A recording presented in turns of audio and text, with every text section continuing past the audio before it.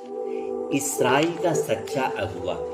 हे मेरे लोगों, मेरी शिक्षा को सुनो, मेरे मुंह के वचनों पर कान लगाओ। मैं दृष्टांत कहने को अपना मुंह खोलूंगा। मैं प्राचीन काल की गुप्त बातें सुनाऊंगा, जिन्हें हमने सुना और जान लिया है, और हमारे बाप दादाओं ने हमें सुनाया। हम उनकी संतानों से उन्हें नहीं छिपाएंगे, परंतु भावी पीढ़ी से यहोवा की स्तुति, उसके सामर्थ और उसके अद्भुत कार्यों का वर्णन करेंगे। उसने याकूब में विधि ठहराई और इस्राएल में व्यवस्था निर्धारित की, जिनके बारे में हमारे पूर्वजों को आज्ञा दी कि वे अपने बाल बच्चों को इनकी शिक्षा दें, कि भावी पीढ़ी अर्थात वे बाल बच्चे जो उत्पन्न होंगे इन्हें जाने और तत्परता से अपने अपने बाल बच्चों को बताएं कि वे अपना भरोसा परमेश्वर पर रखें और परमेश्वर के कार्यों को भूल न जाएं, परंतु उसकी आज्ञाओं का पालन करते रहें और अपने पूर्वजों के सदृश हठीली और अनाज्ञाकारी पीढ़ी न बने।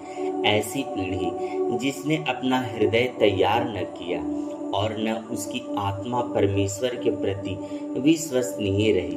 एप्रेम के पुत्र तो धनुर्धारी थे, फिर भी युद्ध के दिन उन्होंने पीठ दिखा दी। उन्होंने परमेश्वर की वाचा पूरी नहीं की और उसकी व्यवस्था पर चलने से इनकार किया।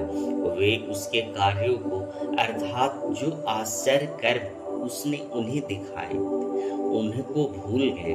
उसने तो उनके पूर्वजों के सम्मुख मिस्र देश में सोन के मैदान में अद्भुत कार्य किए। उसने समुद्र को दो भाग करके उन्हें पार उतार दिया और उसने जल को ढेर के समान खड़ा कर दिया। तब उसने दिन में एक बादल से और रात भर एक अग्नि के प्रकाश से उनकी अगुवाई की।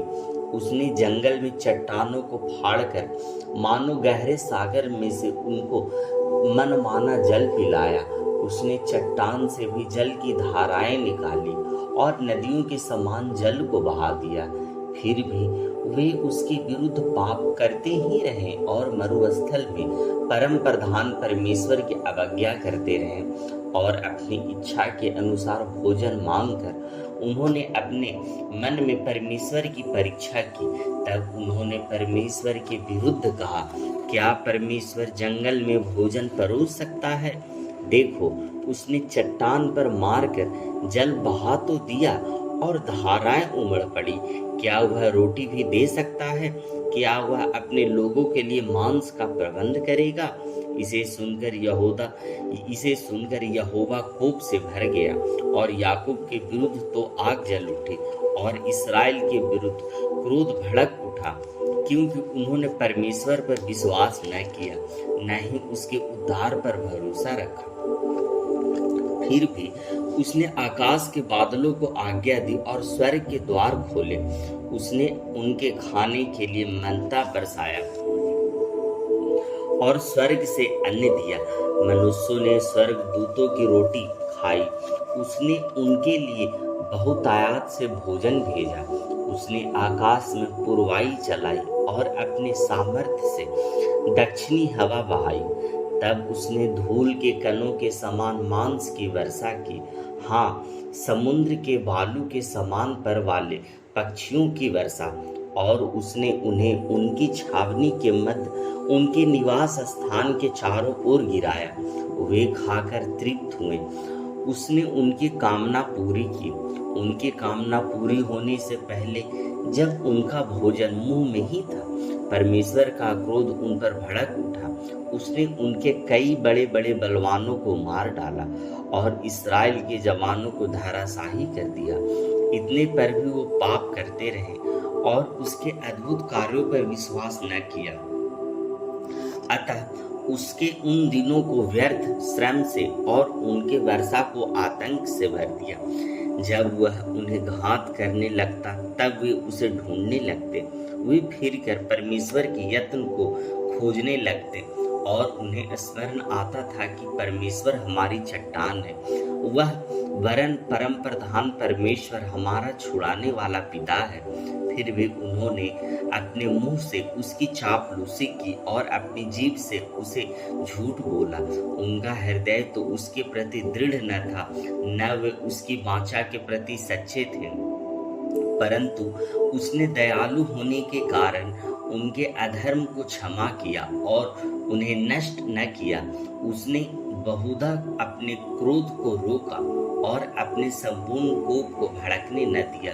इस प्रकार वह स्मरण करता रहा कि ये तो प्राणी मात्र है, एक वायु जो चली जाती है और लौटकर नहीं आती। उन्होंने जंगल में कितनी ही बार उसके विरुद्ध बलवा किया और मरुस्थल में उसे उदास किया। उन्होंने बार बार परमेश्वर की परीक्षा की और इस्राएल के पवित्र को खोदित किया। उन्होंने उसके सामर्थ्य का स्मरण नहीं किया, न उस दिन का जब उसने उन्हें शत्रु से छुड़ाया, कि उसने मिस्र में अपने चिन्ह तथा सोन के मैदान में अपने चमत्कार कैसे दिखाए और उनकी नदियों को लहू बना डाला। वे अपनी जलधाराओं से पी न सके। उसने उनके मध्य डांसे के झुंड भेजे, उन्होंने उनको काटा, और मेढक भेजे जिन्होंने उनको उजाड़ दिया। उसने उनकी उपज कीड़े मकोड़ों को और उनके परिश्रम का फल टिड्डियों को खिला दिया। उसने उनकी दाखिलताओं को ओलों से और उनके गुलर के वृक्षों को पाले से नष्ट कर दिया। उसने उनके पशुओं को भी ओले की और उनके झुंडों को बिजली के हवाले कर दिया। उसने विनाशकारी दूतों का दल भेजकर उन पर अपना प्रचंड क्रोध, रोष, कोप और संकट ढा दिया।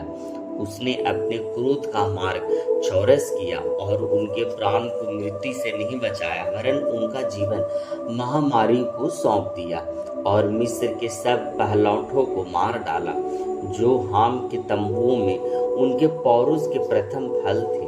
परंतु अपनी प्रजा को भेड़ों के समान ले चला और जंगल में उनकी अगुवाई झुंड के समान की।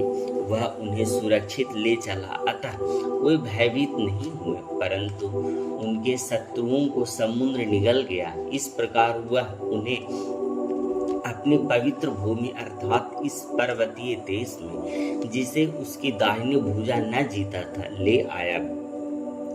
उसने उनके सामने से अन्य जातियों को खदेड़ दिया, जिनकी भूमि को उत्तराधिकारी में नाप नाप कर उनमें वितरित कर दिया, और उनके तंबुओं में इस्राएल के गोत्र को बसा दिया। फिर भी उन्होंने परम प्रधान परमेश्वर की परीक्षा की और उससे बलवा किया और उसकी विधियों का पालन किया, परंतु अपने पूर्वजों के समान उससे विमुख होकर उसके साथ विश्वासघात किया और निकम्मे धनुष के समान पलट गया, क्योंकि उन्होंने ऊंचे स्थान बनाकर उसका क्रोध भड़काया और गड्ढी हुई मूर्तों द्वारा उसमें जलन उपजाई। यह सुनकर परमेश्वर कोप से भर गया और इस्राएल से अत्यंत घृणा करने लगा। अतः उसने सीलोह के निवास स्थान को अर्थात उस तंबू को जिसे उसने मनुष्य के मध्य खड़ा किया था त्याग दिया और अपने सामर्थ्य को बंधुआई में और अपने गौरव को द्रोही के वश में कर दिया। उसने अपनी प्रजा को तलवार का कौर होने दिया और अपनी मीरास पर अत्यंत क्रोधित हो उठा। अग्नि उनके जवानों को भस्म कर गई और उनकी कुमारियों के लिए विवाह गीत न गाए गए। उनके याजक तलवार से मारे गए और उनकी विधवाएं रोने लगी। तब प्रभु मानो नींद से जाग उठा, उस योद्धा के समान जो मदिरा के नशे से होश में आ गया। उसने अपने द्रोहियों को मार भगाया और उनको अंतकाल के लिए अपमानित कर दिया। उसने यूसुफ के तंबू को भी तुच्छ जाना और एप्रेम के गोत्र को न चुना, परंतु यहूदा के गोत्र अर्थात सिय्योन पर्वत को, जो उसे प्रिय था, चुन लिया। उसने अपना पवित्र स्थान आकाश के समान ऊंचा और पृथ्वी के सदृश दृढ़ किया, जिसने उसने अंतकाल के लिए स्थापित किया। उसने अपने सेवक दाऊद को भी चुन लिया और भेड़शालाओं में से उसे ले आया। वह उसके दूध पिलाने वाली भेड़ों की रखवाली से हटा लाया कि वह उसकी प्रजा याकूब और उसकी मीरास इस्राएल की चरवाही करे। इसलिए उसने खरे मन से उनकी रखवाली की और अपने कुशल हाथों से उनका मार्गदर्शन किया। हे मेरे प्रभु, आपकी जय हो मेरे प्रभु।